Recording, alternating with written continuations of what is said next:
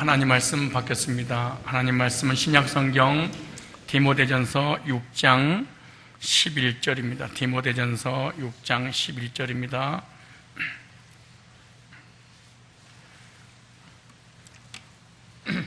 디모데전서 6장 11절 한 절입니다.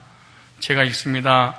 오직 너 하나님의 사람아 이것들을 피하고, 그 다음에 한 절 저기 있습니다. 6장 6절부터 10절까지 말씀을 연이어서 읽습니다. 그러나 자족하는 마음이 있으면 경건이 큰 이익이 되느니라. 우리가 세상에 아무것도 가지고 온 것이 없음에 또한 아무것도 가지고 가지 못하리니 우리가 먹을 것과 입을 것이 있은즉 족한 줄로 알 것이니라. 부하려 하는 자들은 시험과 올무와 여러 가지 어리석고 해로운 정욕에 떨어지나니 곧 사람으로 침륜과 멸망에 빠지게 하는 것이라. 돈을 사랑함이 일만나그 뿌리가 되나니 이것을 사모하는 자들이 미혹을 받아 믿음에서 떠나 많은 근심으로써 자기를 찔렀도다. 오직 너 하나님의 사람아 이것들을 피하고. 저번 시간에 하나님의 사람의 삶에 피하는 삶, 돈의 유혹을 피하라. 오늘은 왜 돈의 유혹을 피해야 하는가, 돈의 유혹을 피해야 될 이유에 대해서 오늘 말씀을 전할 때 하나님의 크신 은혜가 함께 하시기 바랍니다. 디모데전서 6장 11절 제가 계속해서 말씀드립니다.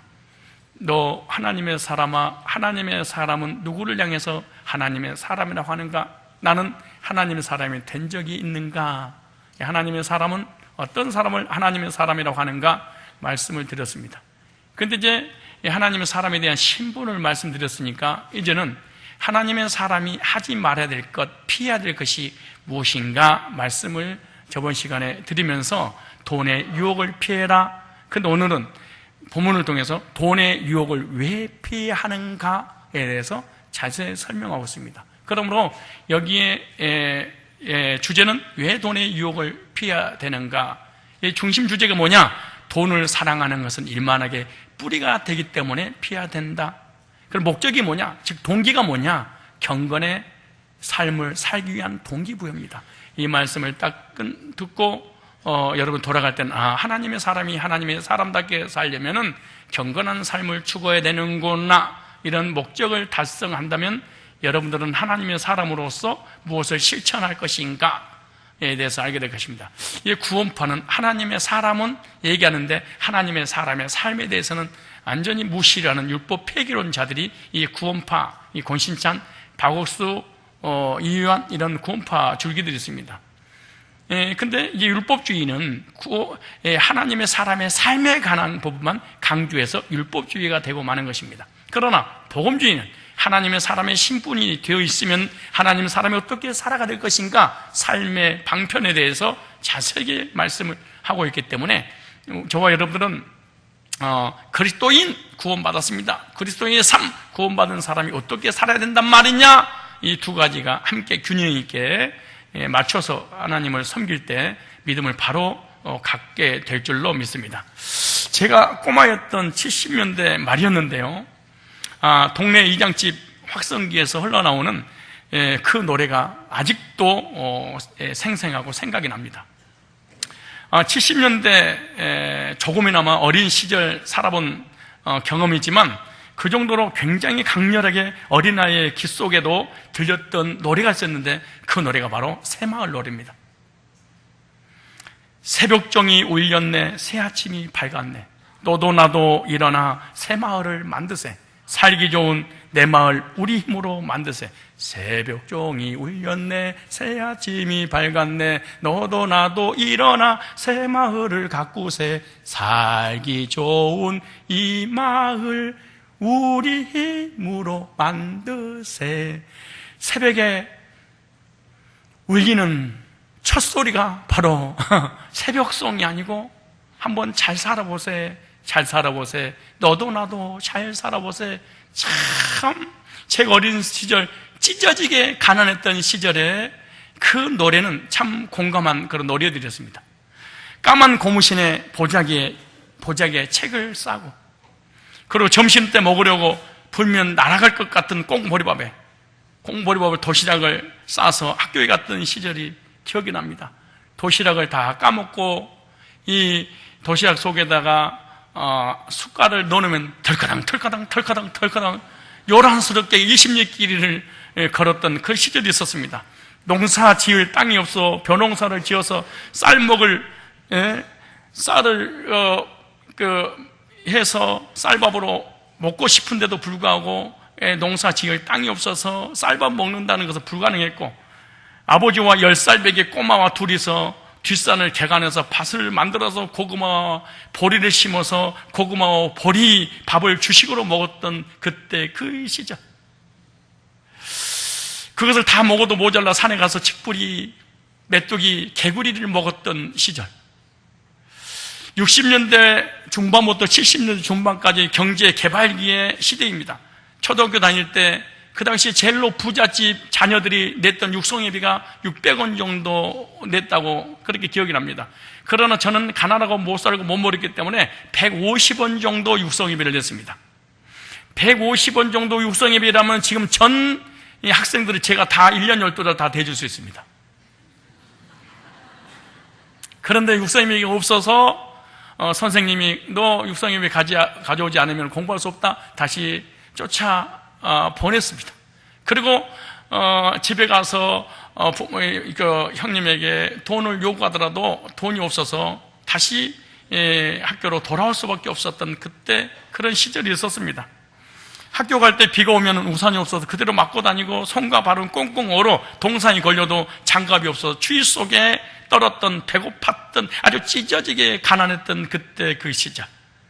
어머니는 돈 버시겠다고 서울 가시고, 어린 저는 학교 갔다 오면 밭을 메고 똥을 퍼서 밭에다가 거름을 주고, 그것도 시간이 되면 들어가서 풀을 베고 산에 가서 나무를 해서 겨울을 준비했던 그 아주 10대 이전이었을지도 모릅니다.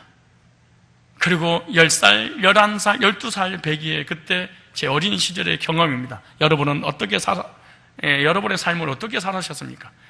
가난이 얼마나 아픈지 가난을 경험한 사람 외에는 모릅니다. 가난은 그러므로 절대로 축복이 아닙니다.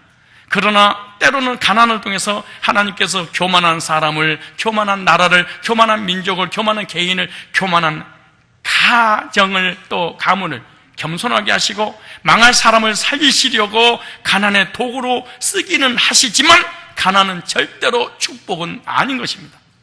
옛날에 어떤 사람들이 그랬죠. 성직자는 가난해도 좋다, 검소하게 살아라. 하나님에 대해서 몰라서 그렇습니다. 복음에 대해서 몰라서 그렇습니다. 말씀에 대해서 몰라서 그렇습니다. 하나님께서 복을 주시면 성도도 부자로 살고, 그리고 목회자도 부자로 사는 것입니다.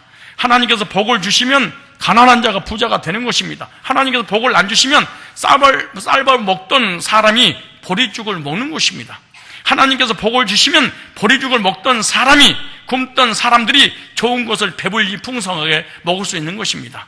그러므로 성경의 교훈은 배불리 먹는 것이 복이지 굶주리는 것이 절대로 복이 아니다라고 주님 말씀하십니다. 때문에 예수님께서 가르치는 기도 중에 하나가 있습니다. 오늘날 우리에게 일용할 양식을 주옵시고, 사람이 떡으로만 살 것이 아니오 하나님께서 나오는 모든 말씀으로 사는 것이다. 그러나 떡이 얼마나 중요하다는 것을 주님은 아셨기에 오병이의 기적을 통하여 어린아이부터 노년까지 굶주린 사람들을 먹이셨습니다. 저와 여러분들 배고픈데 먹을 것이 없어요. 얼마나 서러운지 모릅니다. 그런데 있고 넉넉한데 금식합니다. 괜찮습니다. 있어서 금식하는 것과 없어서 굶는 거는, 금식하는 것이 차이가 참 많습니다. 저와 여러분들 천국 가는 그날까지 통장이 가득 차시기를 축복합니다. 배고픈 일이 없기를 바랍니다. 부욕해 되기를 바랍니다. 풍성하게 되기를 바랍니다. 번성하게 되기를 바랍니다. 창대하게 되기를 바랍니다. 건강하게 되기를 바랍니다. 여러분 통장의 잔고가 늘 충만하시기를 축복합니다. 주님께서 굶주린 사람들을 풍성하게 먹이셨다는 성경의 내용을 깨닫고, 저 여러분들도 풍성하게 먹이시는 하나님을 인정하고 믿고 따르시기를 바랍니다.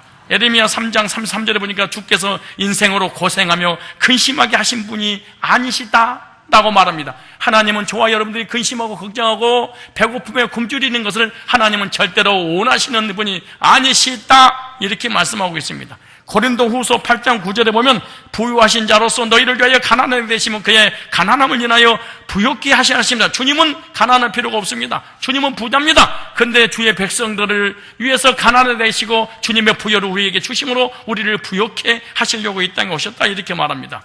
우리 교회가 농촌교회를 도와주고 싶어도, 구제하고 싶어도, 선행을 하고 싶어도, 우리 이 학생들 장학금을 우리가 대주고 싶어도, 미자리 교회를 돕고 싶어도, 가난한 교회 목회자를 돕고 싶어도, 중국 선교하고 세계 선교를 하고 싶어도 우리 교회 통장에 돈이, 물질이 없으면 도울 수 없는 것입니다.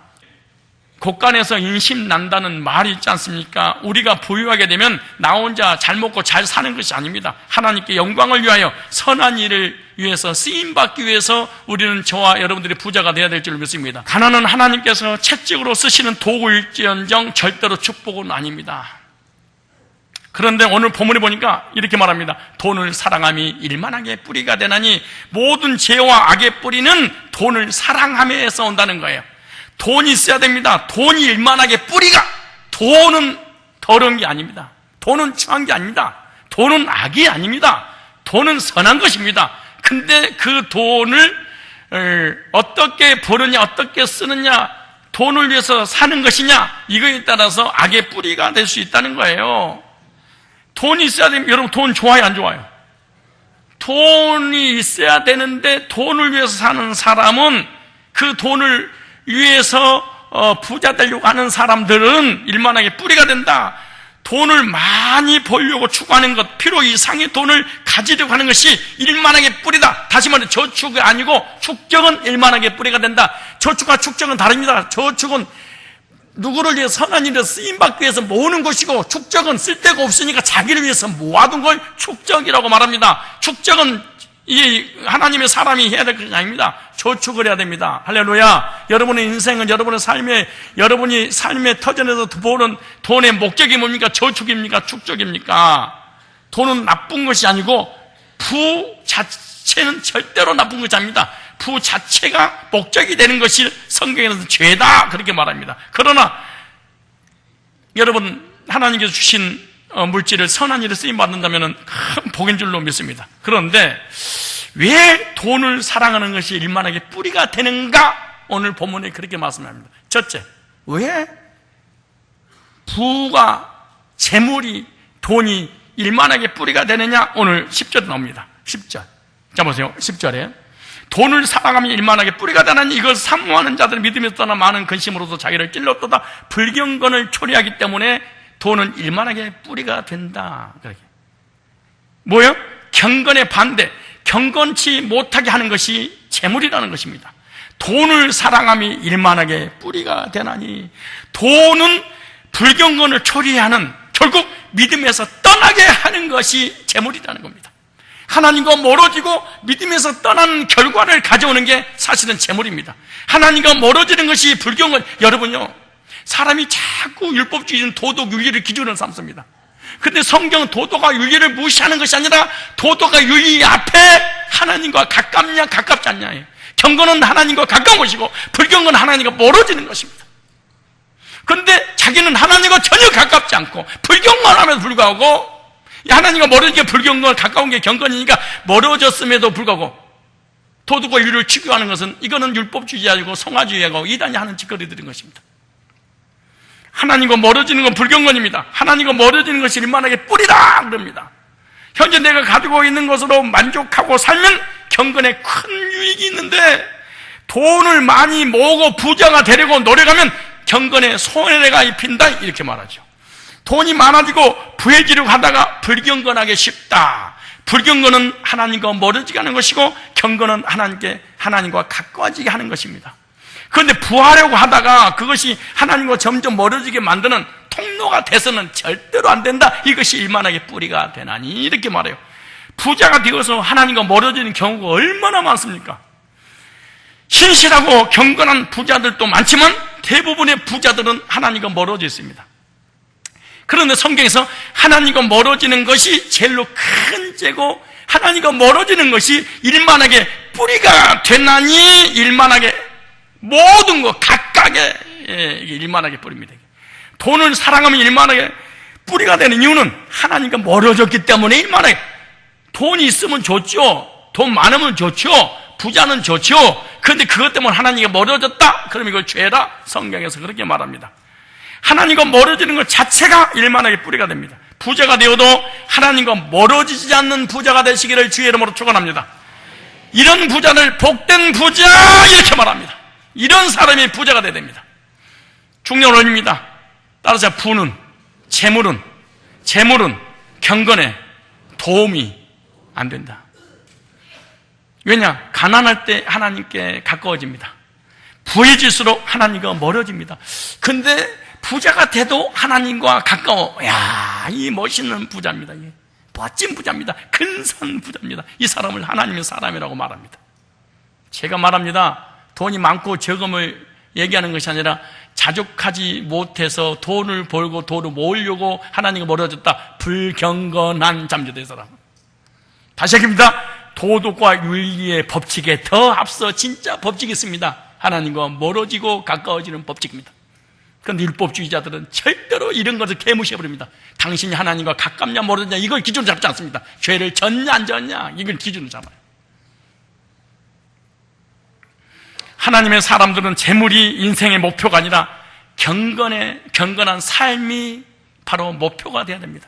경건한 삶이란 하나님과 가까이 하는 삶. 부가 삶의 목표가 되어서는 안 됩니다. 재물을 살아가게 될 때 하나님과 멀어지게 된다. 이렇게. 여러분, 부자는 세 종류의 부자가 있는데 여러분 어떤 부자인가 잘 보세요. 몇 종류의 부자가 있어요? 이 세 종류의 부자 중에 가난하냐 많냐 적냐의 기준이 아니고, 가난하면 가난한 대로 부자가 있고 부자는 부자대로 부자가 있잖아요. 그런데 세 종류의 부자가 있는데, 첫째, 물질의 부자가 있습니다. 이 물질의 부자는 어떤 부자냐? 하나님께서 복을 주시지 않았는데 부자가 된 사람을 물질의 부자야. 하나님께서 복을 주시지 않았는데 부자가 돼서 그렇고 말고. 이 부자는 어떤 부자냐? 제멋대로 된 부자입니다. 따라 제멋대로 된 부자. 여러분, 제멋대로 된 부자가 얼마나 세계에 도처에 많습니까? 부잣집에 들어가서 사람들 죽이고 재산을 다 빼앗았는데 들키지 않으면 부자입니다. 이거 제멋대로 부자. 하나님이 부자 되지 않았는데 지가, 아니면 다단계로 해서 부자가 된 사람, 사기를 쳐서 부자 된 사람, 로또 당첨돼서 부자 된 사람, 노름이나 다단계, 이런, 즉 자기 계산, 자기 지혜, 자기 노력으로 부자 된 사람들은 그 돈을 절대로 특징이 않습니다. 빛나게 쓰지 못합니다. 다시 정리할까요? 여러분, 다단계, 노름, 도둑질 하지 않는데 나하고 무슨 해당이 있습니까? 그럼 해당 대개 해드리죠. 돈이 많고 적음을 얘기하는 것이 아니라 내가 가지고 있는 돈을 빛나는 흔적을 남기지 못하고 쓰고 있다면 이 사람은 두말할 것도 없이 하나님 주신 것이 아니에요.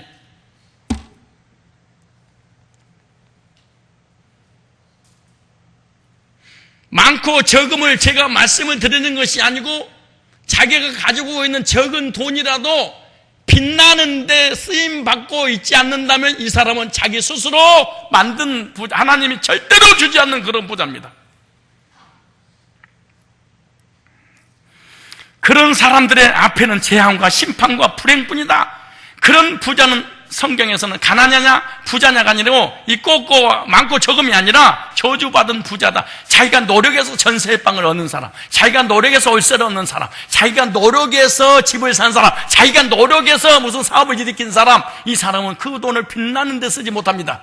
그러므로 그 사람은 반드시 불행하게 된다. 이 세상에는 저주받은 부자들이 많아요. 그런 자들에 대해서 야고보서에 말씀하기를, 부한 자들은, 부하려고 하는 자들은 저주를 받을지, 많고 적음을 얘기하는 것이 아니라 돈이 많고 적음을 쓰고 안 쓰고가 아니고 어디다 쓰느냐, 빛나게 쓰는 사람은 그 돈을 하나님 주신 거예요. 빛나게 쓰지 않고 모으는 재미로 사는 사람은 이 사람 하나님께로 게 아니고 제멋대로 된 부자, 자기 지혜, 자기 지식, 자기 명철, 자기 청명을 가지고 돈을 버는 사람은 선한 일에 쓰지 못합니다. 이것이 제멋대로의 부자라고 그래. 인사하세요. 우리 성도님 같네요. 시작. 그럼 더 말할 거면 저와 여러분들은 제멋대로 된 부자가 되지 않기를 축복합니다. 자동차 10대를 굴리고 20대를 굴리고 30대를 굴리면서 자기 자가용 비행기를 타고 다니는 사람 부러울 거 없습니다. 제멋대로 된 부자, 불행한 부자, 좀 있으면 저주받을 부자이기 때문에 부러워할 거 없습니다. 세상 사람 날 부러워 아니하여도 나도 또한 너 안 부러워. 지금 세상 사람이 명예, 물질, 권세, 좋은 대학, 좋은 직장 뭐 이렇게 하면 사람이 우리가 부러워하는 줄 알아. 우리 교회는 그딴 거 절대 간직시키지 않습니다. 목사님, 저는요 세상에서 1% 안에 들었는데 왜 나를 초청 안 하세요? 간증도 안 시키세요? 우리 교회는 그딴 거 하는 데가 아니야. 그딴 거 자랑하는 곳이 아니야. 우리.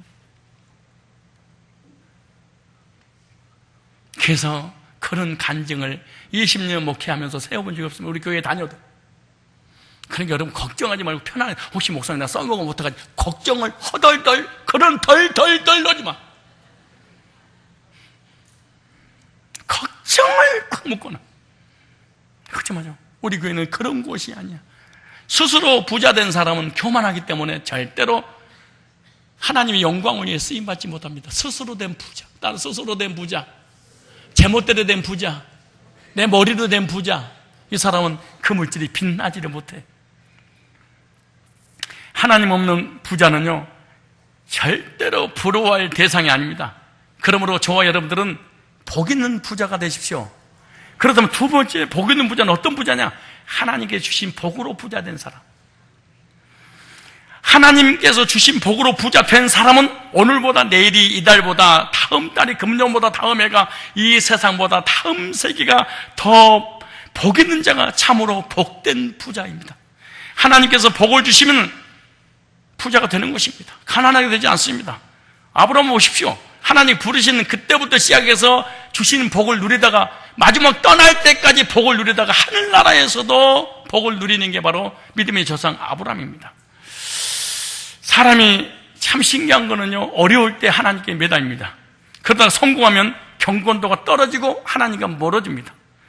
만약 어려울 때나 잘 될 때나 가난할 때나 부유할 때나 하나님 관계가 변함이 없는 사람이 있다면 그 사람은 영적인 사람이고 능력 있는 사람이고 근사한 사람이고 하나님의 사람인 것입니다.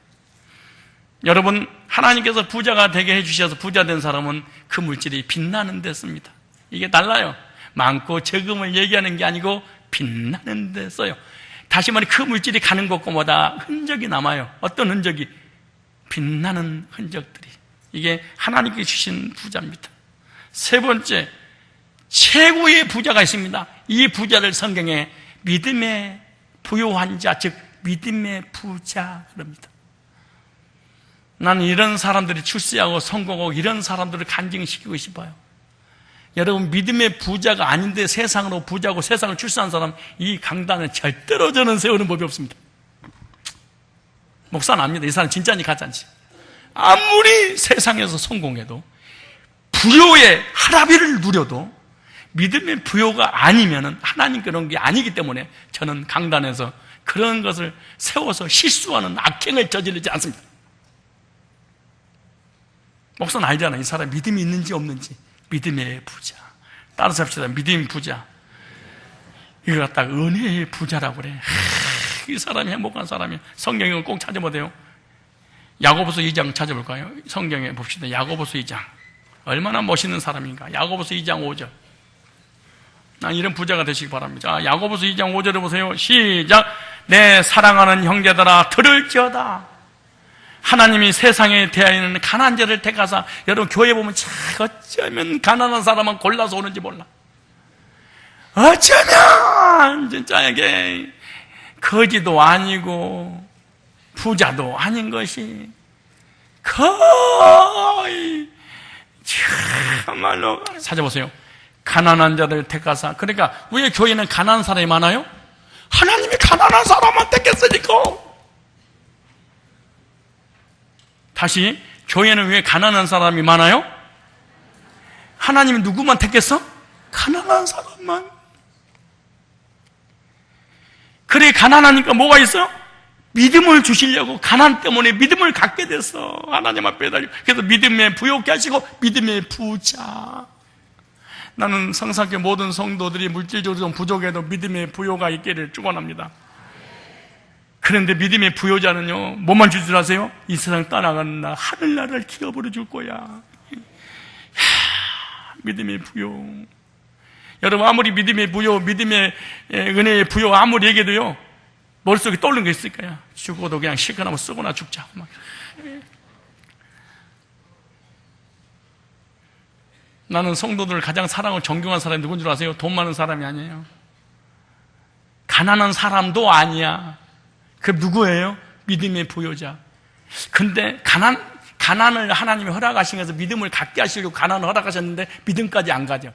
이 사람은 영적인 거지, 정신적인 거지, 육신적인 거지지. 질병 때문에 하나님 앞에 나와서 믿음 갖게 하는 질병을 줬는데 믿음도 없어버려. 암을 준 것은 믿음을 갖게 하려고 암을 줬는데 암까지 있는데 믿음도 없어버려. 이거 정말로 저주받은 것입니다. 사실은요, 네가 가난해야지 주님을 찾을 텐데 그 가난에서 교회를 왔는데 믿음도 관심 없어버려. 이걸 저주받은 거지라고 그렇게 말해. 무슨 말을 잘 알아들어야 돼. 거지가 돈 없는 게 복이 아니고 돈이 없는 거, 건강치 못한 그것으로 인해서 믿음을 소유하게 하시려고 하나님이 영적으로 방황하고 정신도 시달리고 육신적으로 아프고 삶의 재물에 어려움을 줬는데 믿음까지 없어.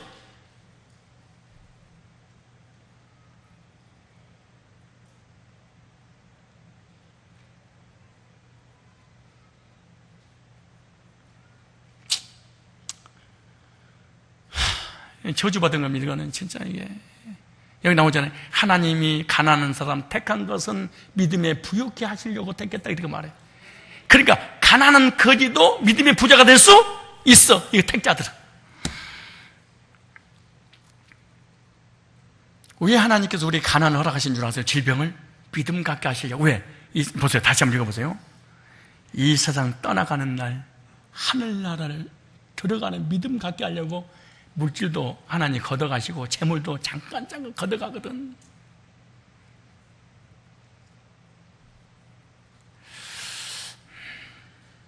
물질의 부에 그 척도를 두는 사람은요 100억을 갖고 있어도 만족이 없습니다. 왜? 200억짜리 만나면. 내가 1000억을 가지고 있는데 만족이 없는 사람은 왜 만족이 없는지 알아요? 2000억을 가지고 있는 사람은. 내가 1조를 가지고 있는데 만족이 없어. 왠 줄 아세요? 2조 때문에 그러는 거예요. 그러면 진짜가 부자는 뭐냐? 자족할 줄 아는 사람이 부자라 그래. 돈 많은 사람을 성경이 부자라고 하지 않고 내가 월세를 살고 있는데 만족을 했어. 그럼 이 사람은 세상에서 가장 큰 부자야. 1000조를 가지고 있어. 근데 만족이 없어. 이 사람은 세상에서 거지입니다. 사실은 사람이 지금 여러분 머릿속에 계속해서 돈만 돌아가지고 돈만 생각나잖아요. 근데 성경에서 돈의 기준을 많고 적음을 얘기하는 게 아니에요. 네가 만족하니? 그럼 너 부자야. 너 만족하지 못하니? 너는 거지야. 그렇게 말합니다. 세상에서 가장 큰 부자는 자족할 줄 아는 사람입니다. 그런데 은혜의 부자, 믿음의 부자는 한 달 수입이 얼마든지 관계없이 행복을 누려. 야, 이런 아내를 만나야 되는, 진짜 이런 남편을 만나고 이런 아내를 만나야지 가정 행복한데, 남편을 돈으로 본 아내. 그렇게 맨날 돌아. 남편을 돈으로 본 아내는 뭘로 있어? 늘 정신적으로 돌아가지고 있어. 왜? 남편의 가치를 돈으로 기준으로 삼아버렸어. 많이 벌어다 주면, 어머, 우리 남편, 이 짓거리하고. 돈 조금만 떨어지면 그냥 은행까지 없어져 버려. 갑자기 졸지. 구원까지 흔들려. 이런 인간하고 살면 얼마나 불행할까. 그럼 이 사람 어떻게 하면 좋아요? 혼자 살아. 남편이 백수든 거지든 있든 없든 관계없이 남편으로 만족할 줄 아는 사람. 이게 멋있는 말인데 절대로 소화하고 싶지 않을 거야. 그렇지? 소화하고 싶지 않겠지? 내 인생의 가치의 기준이 너 때문에 인생 버려버렸는데 내가. 옛날에 우리 엄마들 있잖아요. 남편의 이름을 이렇게 바꾸더라고. 왼수. 그러니까 사람 만나면 평생 왼수. 네가 내 인생 망가뜨렸어. 너 때문에 내 인생 배렸어. 너 때문이야. 얼마나 통탄할 노릇입니까? 평생 같이 가야 될 아내와 남편 부부가 돈이 기준이 돼버렸어. 남편이 사업하다 망해도 남편 하나만으로 만족하고요. 돈하고 전혀 여러분 남편을 언제 기다리는 줄 아세요? 12월 30일, 1월 31일, 2월 31일, 3월 31일, 4월 30일 월급날 그날 여보 잘 다녀와요. 그리고 퇴근한 그 시간 기다리고 있는 거예요. 남편 여보. 그리고 월급 딱 받고 난 다음에 집구석 들어가가지고 남편이 밥을 처먹다 말든가 신경도 안 써버려. 그리고 한 달 동안 괴롭히다가 또 월급날만 또 기다려. 이걸 우리가 데리고 살아. 이걸 안 해. 그래. 야, 그래도 우리가 살아야 되니 이거 기가 막힌 일이지 이게. 어머니가 이번에 그 장 협착증으로 수유배 끝나자마자 병원에 119 실려갔잖아요. 근데 8시간 반을 수술을 했는데 수술하기 전 얘기 좀 하려고 그래요. 갑자기 생각나서 그러네. 어머니가 84살입니다. 몇 년 전부터 우리 와이프한테 늘 얘기했죠. 어머니 가시기 전에 최선을 다해 섬겨. 그래서 80세에 제가 배로 이제 성지순례 한 바퀴 빙 돌고 성지순례도 다녀오게 하시고, 아무튼 우리 성도님들이 신방 가면은 뭐 먹을 거 있으면 그거 꼭 싸가지고 와서 어머니 꼭 드리고 몇 개월 동안 계속해서 했었는데, 그래도 모자라. 뭔가 참 이게 내 곁에 사랑하는 가족들이 떠난다는 것이 이거 용납하기 힘들더라고. 그래서 어머니가 이런 말씀하세요. 병원에 딱 갔더니 여복에 사위 목사님 두어서 다 너무너무 행복했어. 감사했어. 부자가 위었어. 나처럼 행복한 사람이 어디 있겠나. 나 보내주게 그러시더라고. 다 보내주게. 나 84일세. 이제 병원에 수술해서 만약에 낫는다고 치더라도 노인네가 무슨 필요가 있겠습니까? 그리고 자녀에게 무슨 도움이 되겠습니까? 그래 나는 수술을 하지 않고 그냥 떠나겠네. 그냥 보내주게나. 의사는 이제 수술하려고 준비를 하고 있는데 3년밖에 못 사신다고 하니까 장이 협착돼 가지고 그 터져서 또 막 나오고 그래가지고 막 너무 복잡하게 돼버려서 탈장까지 있어가지고 아내한테 그러는 거예요. 딸아, 나 갈 거니까 나 보내다오. 그래서 1시간 동안 어머니를 설득 못 시켰어. 도저히 안 되겠어. 내가 머리에 손을 얹고 기도를 했죠. 기도하면서 하나님, 어머니가 곁에 있어야 되겠습니다.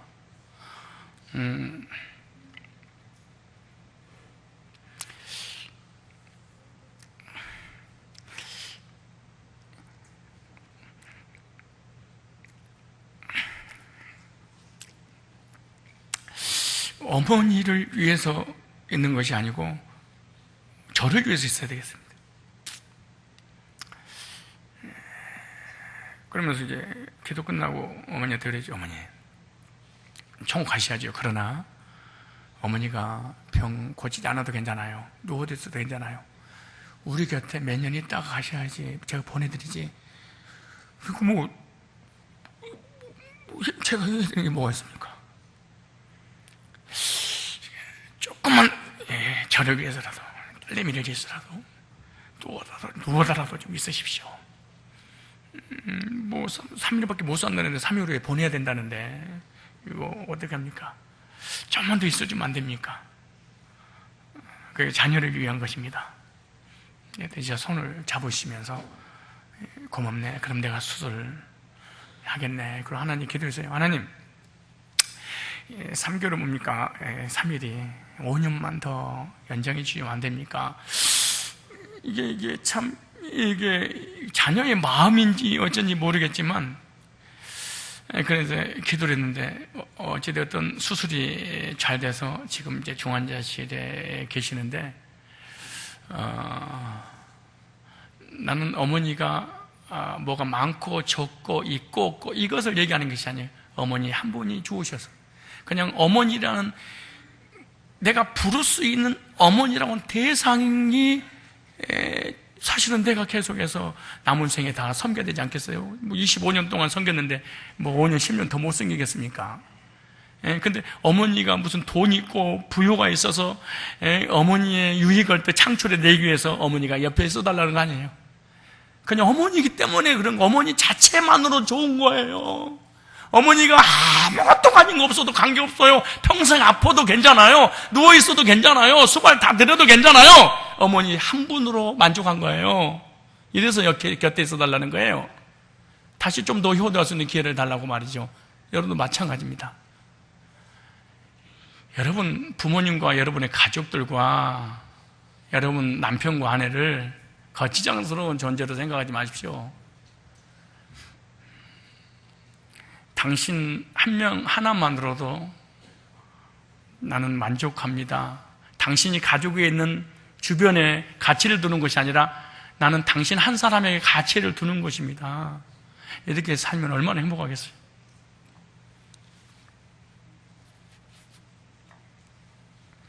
목사도 마찬가지잖아요. 성도들이면 성도 한 사람으로 만족해야지, 성도님이 가지고 있는 무슨 배경이 빵빵하기 때문에 그 배경 때문에 성도들을 내 곁에 두려가면 이건 악이죠. 여러분도 마찬가지 않습니까? 여러분 주변 사람들이, 주변이 뭐 환경이 너무 좋기 때문에 그 환경을 이용하려고 여러분의 사람으로 만들려고 하면 안 되겠죠. 환경과 전혀 관계없이 그 사람이 좋아서 그 사람이 내 곁에 있기를 원해서 두고 싶어하는 그런 사람, 이런 사람이 되어야 되지 않겠습니까? 오늘은 가정의 날도 아니지만 문득 떠올라서 하는 얘기입니다. 우리 이렇게 하면 인생을 멋지게 살아볼 수 없을까요? 당신이면 돼. 이렇게 살면 안 될까요?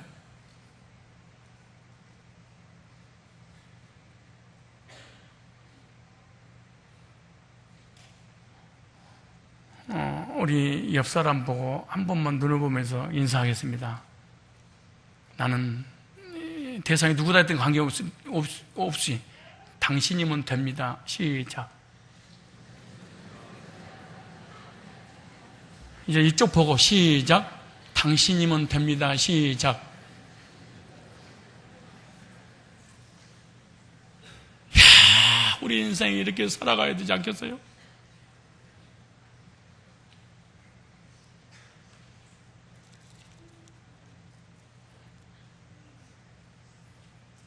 얼마나 산다고. 남편이 백수면 어때요? 아내가 백수면 어때요? 사업이 망하면 어때요? 돈 꼬지고 못 받으면 좀 어때요? 좀 어때요 그게? 너무 되지.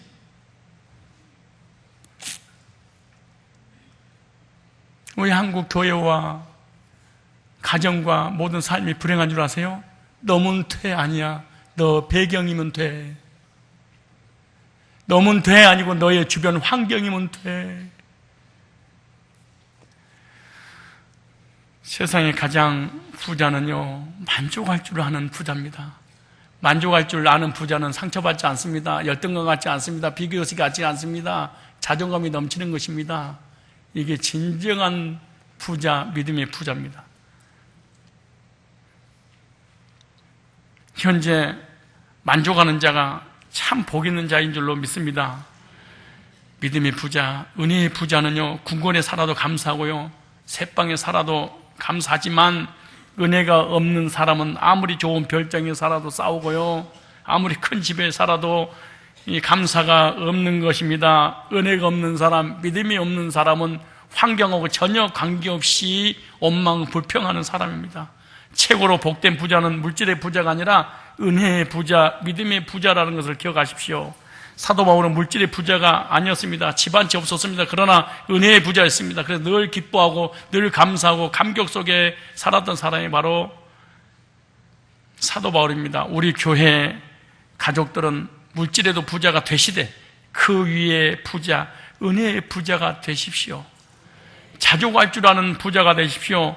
그래서 하나님의 영광을 위해 큰 일을 하시길 바랍니다. 늘 우리의 재물이 선한 일에 쓰임받음으로 빛이 나고 우리의 옷이 좀먹지 않고 우리가 지나가는 자리에 은혜가 남고 은혜의 흔적이 남고 하나님께 영광이 돌려지는 복 있는 복된 부자가 되시기를 바랍니다. 그러므로 우리의 삶의 목표는요, 돈 버는 것이 아니라 경건입니다. 우리의 삶의 목표는 하나님이면 됩니다. 하나님의 환경이 아니고 하나님이면 됩니다. 하나님 안에 거하고 하나님으로 충만해지는 것이 성공입니다. 하나님이 돈을 주시려면 금방 주실 수 있습니다.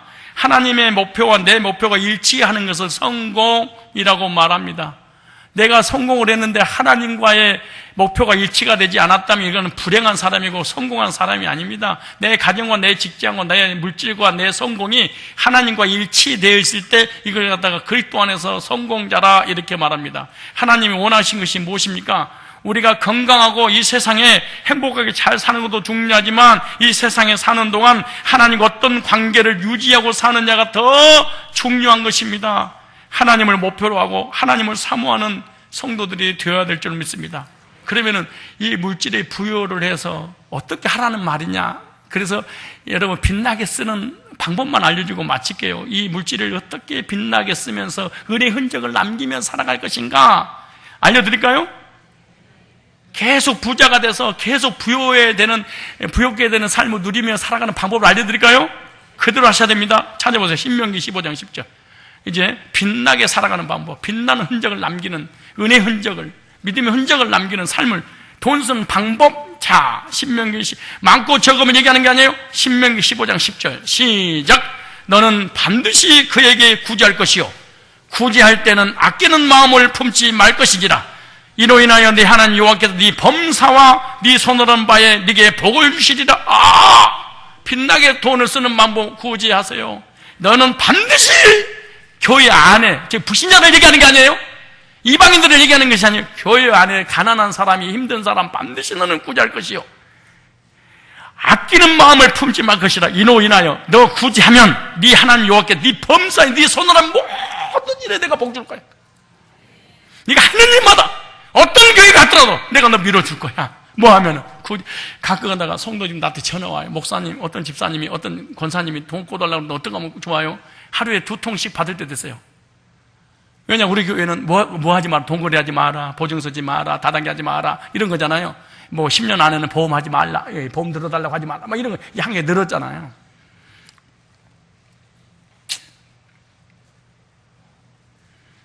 그럼 내가 그래요. 꼭 꿔주십시오. 그래. 나 꼭 그 말을 꼭 꿔주십시오. 그러면서 바로 이어서 그래. 받을 거예요. 그래. 내가 그래. 받을 거예요. 그래. 그러면 받아야지요. 그러더라고. 그럼 꿔주지 마세요. 얼마 정도 주면은 안 받을 거예요. 내가 또 물어봐. 그러더니 이 정도면 되겠죠. 그러면 그 정도 꼭 꿔줘. 인색하지 말아라. 얼마나 힘들면 꿔달라고 그러겠냐. 그래, 내가 한 번도 꿔주지 말라고 해본 적 없으면 전해가지고. 꼭 꿔줘라. 그래, 받지는 마라. 얼마나 힘들면 꿔달라고 그러겠냐 하는 사람끼리. 인사하세요. 누가 꿔달라면 꿔주세요. 시작. 인사하세요. 진짜로. 돈 꾸러 오는 것도 비참한데 안 꿔줘봐 더 비참해지거든 사람이. 꿔주세요. 그리고 받지 않을 정도만 그냥 꿔주십시오. 그럼 왜 꿔줘야 되느냐? 좀 더 설명해 볼까요? 저 사람이 가져야 될 재물을 내가 더 가져버렸거든. 그러니까 내가 많아지고 쟤는 적어지니까 없으니까 나한테 달라고 해야지. 논리 안 맞는다고요?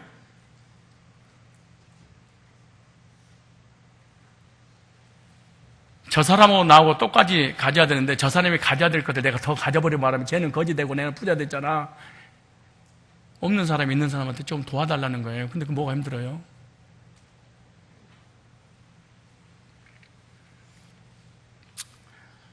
악합니다. 그리스도인들이. 참 인간이 악합니다. 인사하세요. 누가 돈 꿔달라고 하면 사정없이 꿔주세요. 시작. 하나님의 이름으로 하는 거예요. 그러나 다시 인사하세요. 받지 말고 꿔주세요. 시작. 어떻게 돈 번인데 너는 스스로 된 부자야. 그래서 그런 거야. 하나님 주신 것이 아니야.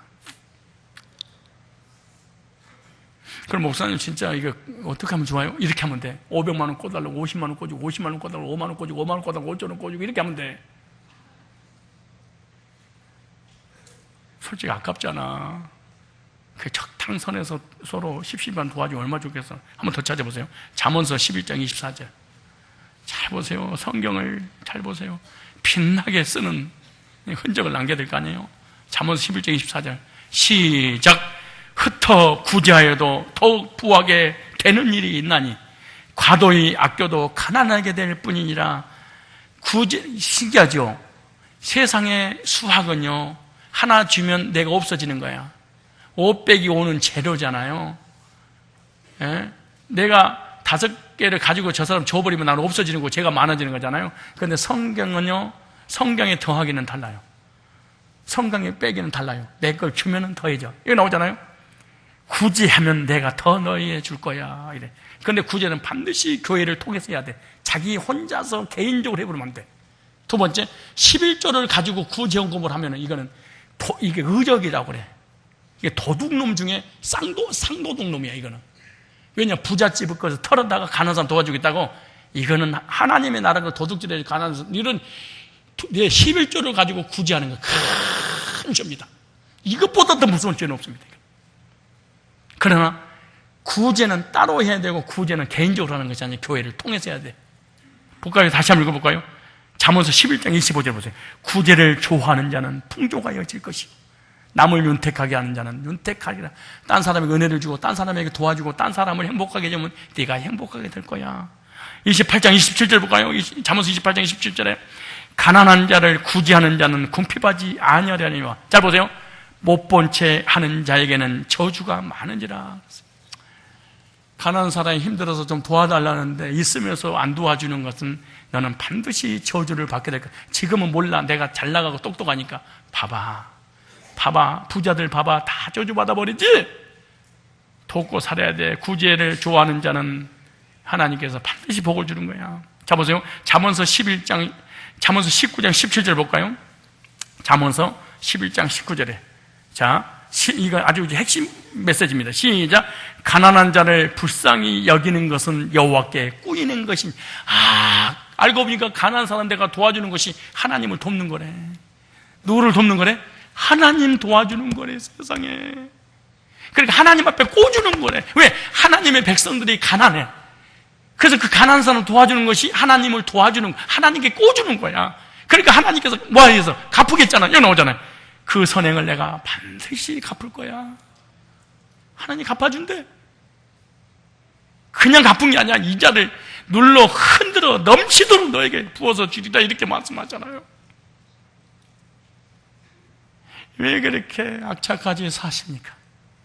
특별히 우리 할머니, 할아버지들 왜 그렇게 돈 모으는 재미로 악을 돈 한 푼도 못 쓰면서. 우리 각각 효도관광 가면은요, 교회에서 다 해줘야 되는데 돈 있는 사람들에게 한 5만 원만이라도 해고 가시고. 자, 안 갈 거예요? 안 합니다.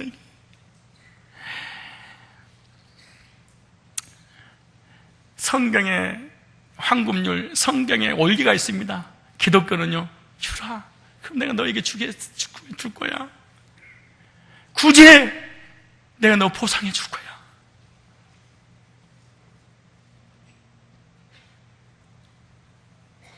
디모데전서 6장 7절 읽고 마치겠습니다. 안 되겠네요. 시간이 없어. 디모데전서 6장 7절 8절에 오늘 본문입니다. 시작. 우리가 세상에 아무것도 가지고 온 것이 없음에 아무것도 가지고 갈 수 없다. 할렐루야. 빈손으로 왔다 빈손으로 가는데 새끼 먹으면 되지 않습니까? 우리가 저축해도 되지만 노랭이가 돼서는 안 됩니다. 사실은 구두쇠 수전노가 돼서는 안 됩니다. 쓰면서 하십시오. 어떤 증권 회사를 운영하는 어떤 사람이 자꾸 주가가 내려가는 거야. 그래서 너무너무 살 수가 없어. 그래서 자살을 시도를 했어. 그런데 자살하려고 밧줄을 딱 묶었는데 주가가 다시 올라가는 거야. 그러니까 거기 있는 직원이 와가지고 사장님, 회장님, 다시 죽고 올라가고 있습니다. 그래? 그런데 다시 자살했어. 물어봤어. 왜 자살합니까? 쭉 올라가는데 밧줄 아깝지 않니?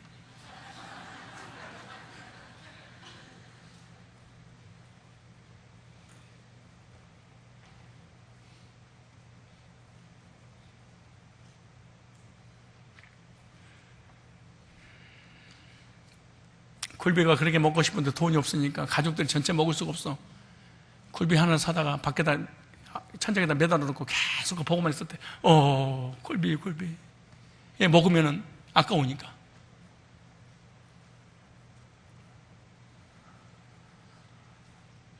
여러분이 가는 한 걸음 한 걸음의 발자취가 빛나시기를 축복합니다. 돈 때문에 경건을 잃어보지 말고, 좀 가난하고 힘들고 어려워도 하나님께 가까이 가는 경건한 그리스도의 삶을 사시기를 주의 이름으로 축원합니다.